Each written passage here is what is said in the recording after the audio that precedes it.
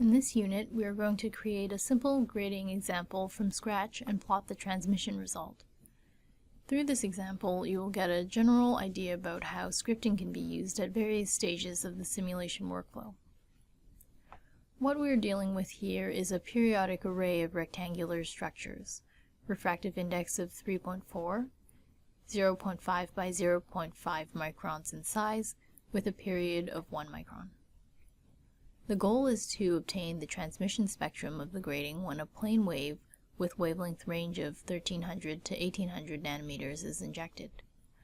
For the actual simulation, we only need to consider a unit cell with periodic boundaries on the sides. First, add a rectangle structure by entering add rect in the script prompt. This is equivalent to clicking rectangle in the structures menu.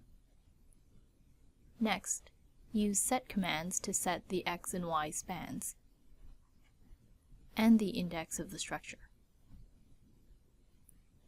To add a simulation region, just enter add FDTD.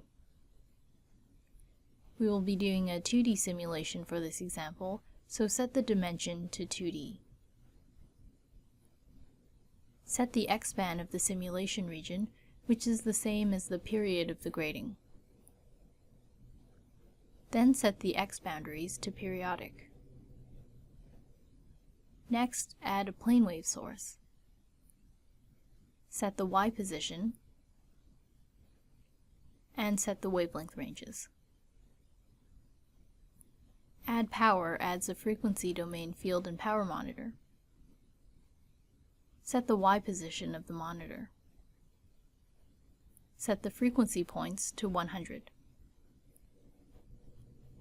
Once the simulation settings are done, enter the run command to run the simulation. After the simulation has run, get the power transmitted through the monitor from the T dataset and plot it with the visualize command. We have seen a simple example of the use of scripting in the context of simulation workflow.